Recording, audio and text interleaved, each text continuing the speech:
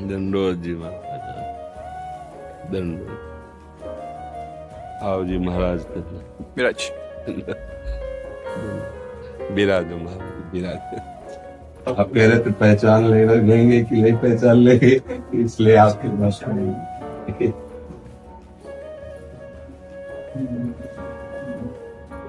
क्या सेवा करे जी आपके, दर्शन दिए आके आप। बड़ी कृपा करे। बहुत अच्छा नहीं, हमको भी बहुत अच्छा लगा, आप दर्शन दिए आके। बहुत कृपा की, बहुत। साधना, उपासना, भक्ति, तपस्या सब होती है, पर गुरु के प्रति प्रेम, गुरु वाणी के प्रति ऐसा प्रेम, ये जो देखने को मिलता है ना, ये दो ऐसी अमोघ चीज हैं जो कितना भी कोई पतित हो उसका महामंगल। दंडोत जी महाराज, दंडोत। आप कुर्सी पे विराजेंगे? नहीं, आप कृपा करें कुर्सी पे बैठ जाए। आसन विराज, विराज, विराज। सुनो, आप महाराज जी की माला।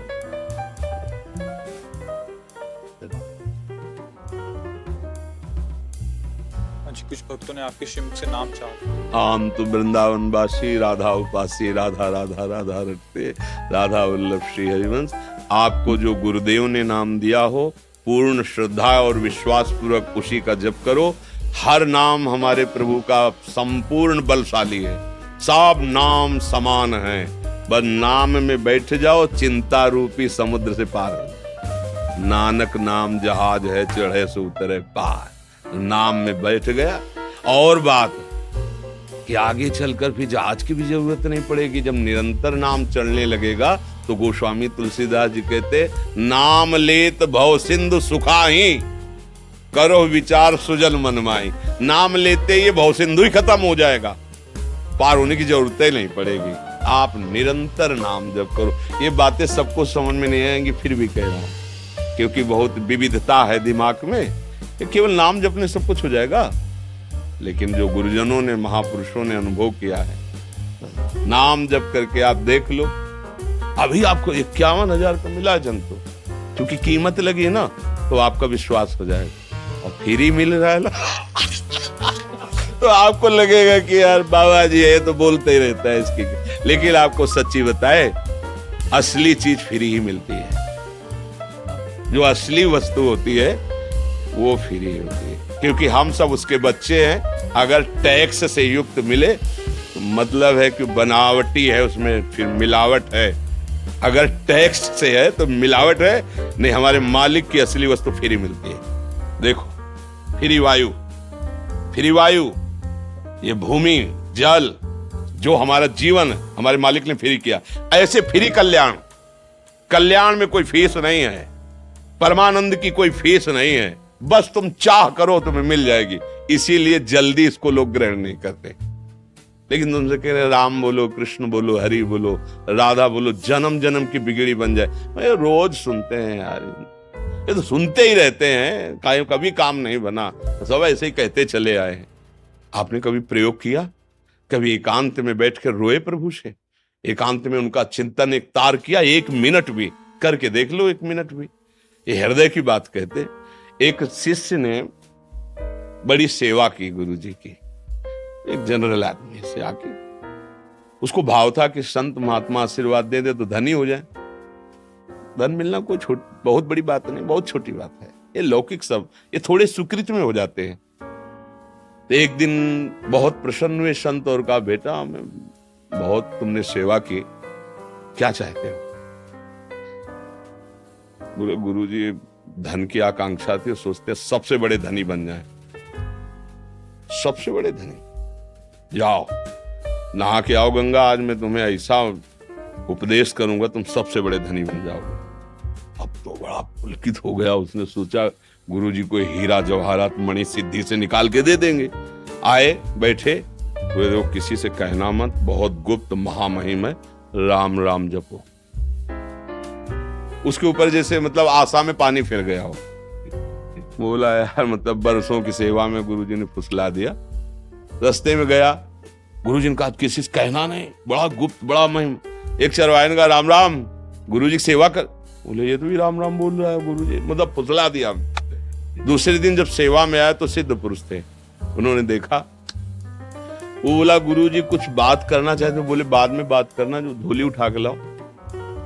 और एक हीरा निकाला तपोबल से और कहा जरा बाजार में इसकी दाम पूछ के आना, बेचना नहीं, बाजार में पूछे। तो सबसे पहले सब्जी मंडी में गया, आए इसको देखते हो, चमकीली एक कांच की गोली सी है, हाँ 1 किलो बैंगन या 1 किलो आलू चाहो तो ले सकते हो तुम इसके बदले में। बोले ला। गुरुजी का बेचना नहीं, केवल दाम पूछ के आना है। कागज में लिखा कि सब्जी मंडी में इसकी कीमत 1 किलो आलू 1 किलो बैंगन। बनिया की दुकान पर सोचा है तो कुछ चमकीला, पर ऐसे गरीब आदमी के पास हीरा कहाँ से आ सकता है। बोले 1000 रुपया देंगे, रख दो। 1000 रुपये बनिया की दुकान। स्वर्णकार के पास है तो हीरा, पर असली तो नहीं हो सकता, क्योंकि इसको असली कहाँ से मिलेगा, नकली है। तो 1 लाख रुपया देंगे, रख दो। अब उसकी कीमत बढ़ती चली 1 लाख रुपये। जब शहर के सबसे बड़े जौहरी के पास गया तो बोले तुम्हें सच्चाई से बताएं, हमारी पूरी दुकान का सोना और सब ले लो तो भी इसकी कीमत के बराबर नहीं, तुम जो चाहो ले लो, हमारे पास इसकी कीमत नहीं, ये अमूल्य हीरा है। लौट के गया, बोले गुरुजी ये तो अमूल्य हीरा है। बोले कैसे जाना? बोले सबसे बड़े जौहरी के पास जब गया, सब्जी वाले के पास गया तो कह रहा था 1 किलो बैंगन। तो बोले अगर हम कह देते बेचे आओ तो तुम 1 किलो आलू बैंगन लेके आ जाते। जब तुमसे कहा बेचना नहीं तो तुम बढ़ते चले गए। फिर असली जौहरी ने, ये भगवान नाम कोई जो वीतराग परमहंस भगवत प्राप्त महात्मा वही जानता है नाम की कीमत। समझ रहे, हीरा की कीमत जैसे जौहरी जानता है ऐसे कोई फकीर जानता है। भगवत अनुराग में मस्त नाम का क्या फल, अमोघ फल है, महामहिम है। बस विश्वास कर लो, जो तुम्हारा भाव राम कृष्ण हरि जो नाम प्रिय लगे खूब जपो। हम तो राधा राधा जपते क्योंकि हमें वृंदावन की कृपा प्राप्त हुई है, तो राधा रानी के चरणों का आश्रय और राधा राधा राधा। क्या सेवा करे जी आपके दर्शन दिए आके आप बड़ी कृपा करिए, बड़ी कृपा। आओ जी महाराज विराज विराज महाराज विराज।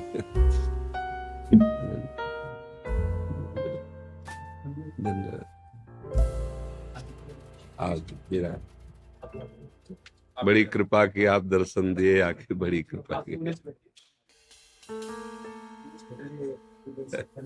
ये पहले महाराज को उठा के आओ। ये हमारी लाडली जी की प्रसादी वस्त्र है, हाँ श्री जी की ठाकुर जी की प्रसादी। जय हो मेरे प्रभु, आपकी जय।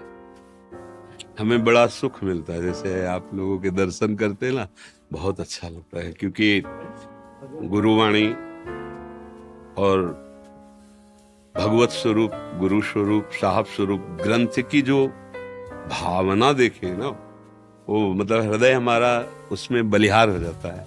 चंवर डुल रहा है उनके सामने वंदना, और मतलब हम इस पर न्योछावर हैं जिसे ना, और जिसे साधना उपासना भक्ति तपस्या सब होती है, पर गुरु के प्रति प्रेम, गुरु वाणी के प्रति ऐसा प्रेम, ये जो देखने को मिलता है ना, ये 2 ऐसी अमोघ चीज हैं जो कितना भी कोई पतित हो उसका महामंगल। वैसे भी शास्त्रों में मोक्ष मूलम गुरु कृपा, गुरु कृपा से ही, तो गुरुवाणी और गुरु कृपा, ये 2 बात हमको बहुत पकड़ में आई। अच्छा, गुरुवाणी में सब महापुरुषों की वाणी, सब संतों की वाणी, तो हम जैसे आप लोगों को दर्शन करते तो हमें एक सुख मिलता है कि गुरुवाणी का आदर और गुरु का आदर। जैसे आपस में मिलते हैं तो भगवान नाम उच्चारण करते ना, जब आप मिलते हैं आपस में तो आप कहते हैं वाहेगुरु का खालसा, वाहेगुरु जी की फतेह, वाहेगुरु परमेश्वर ही है, वही परब्रह्म परमात्मा। पर उसको गुरु स्वरूप में स्वीकार करो, उसको गुरु वाणी के रूप में स्वीकार किया गया। बस जो इन 2 बातों पर ध्यान दे दे, गुरु वाणी पर और गुरु पर, वो फतेह, हाँ वो माया पर फतेह प्राप्त, वो काम क्रोध लोभ मोह मद मत्सर इन सबको जीत लेता है। इसमें ये जो बौद्धिक भेद है ना, ये सब मायाकृत है। हम सब चराचर जगत उसी मालिक के हैं, एक ही है वो एक ही है, वो सत्य है। उसी सत्य के हम सब सत्य अंश हैं, आंतरिक। अपने स्वरूप को ना पहचानने के कारण मैं तू मेरा तेरा और ये भेद जो हो गया, इसी का नाम माया है। और इसी भेद को जो मिटा दे, राग द्वेष को मिटा दे, वही गुरु स्वरूप है, वही आत्म स्वरूप है, वही फतेह को प्राप्त हो गया, वही मंगलमय हो गया है। बहुत अच्छा बहुत अच्छा। नहीं, हमको भी बहुत अच्छा लगा, आप दर्शन दिए आके बहुत कृपा की, बहुत राधे श्याम बोले सोनिया जय वाहेगुरु जय जी का खालसा वाहेगुरु जी की फतेह। जय श्री राम। ये पहला प्रश्न था मेरे को, जैसे पहले थे ना जिज्ञासु, पहले जैसे शुरू जुड़ना लगा, सवाल भगवान से ही, भगवान आप मेरा मार्गदर्शन ऐसे करें, अब मेरे को ये दुख चाहिए, अब कोई कह भी दे ना, मेरे को भगवान से मांगने का मन नहीं आता। हाँ, ये उत्तम बात है। वो सर्वज्ञ है ना, सर्वांतर्यामी है, उसे क्या तो मांगना। फिर सर जैसे तभी मैं देखते हैं, मेरे को भक्ति का मार्ग एक ही दिखता है। जी हाँ, तो एक ही है, एक ही है, उसमें अंतर थोड़ी है। जब एक को स्वीकार किया तो एक ही है, एक ही अनेक रूपों में भास रहा है, कोई अंतर नहीं। हाँ, और जब अपने सामने कोई दुखी रूप लेकर आता है, हम लोग कोई दुखी संतों के पास आते ही हैं, कोई तो हमारा मन से, वचन से, कर्म से जितनी चेष्टा बने उसको सुख पहुंचाए, वाणी के द्वारा, चेष्टाओं के द्वारा धैर्य बनाते हुए उसे आगे बढ़ाए। अपने लोगों का कार्य है सबको सुख देना, किसी से हमारा कोई ऐसा वाणी का व्यवहार, आचरण का व्यवहार न बने जिससे दुख हो। अब हमें परमात्मा से मांगना नहीं है कि इन सबको सुख हो, नहीं, हमें देखना है इन्हीं सब में परमात्मा बैठा हुआ है। ये बात इनको जनानी है कि अगर तुम उसको जान गए अपने स्वरूप को तो तुम दुख रहित हो जाओगे। छोटी छोटी वस्तुओं के भोगों की प्राप्ति से सुख नहीं होता, ये केवल भ्रम है। सुख तो अपने स्वरूप में होता है, क्योंकि भगवान के हम बच्चे हैं, अंश है, तो हम जब तक अपने प्रभु से नहीं मिलेंगे तब तक हमारा विश्राम नहीं होगा। गोस्वामी जी कह रहे थे कि पायो परम विश्राम राम समान प्रभु नहीं कहूं। जैसे आप लोग, आप सब जन कहते हैं जो बोले सो निहाल, नहीं, निहाल मतलब परम सुख, परम आनंद, अब कोई बंधन नहीं, कोई शोक नहीं, बस उसी को समझाना है।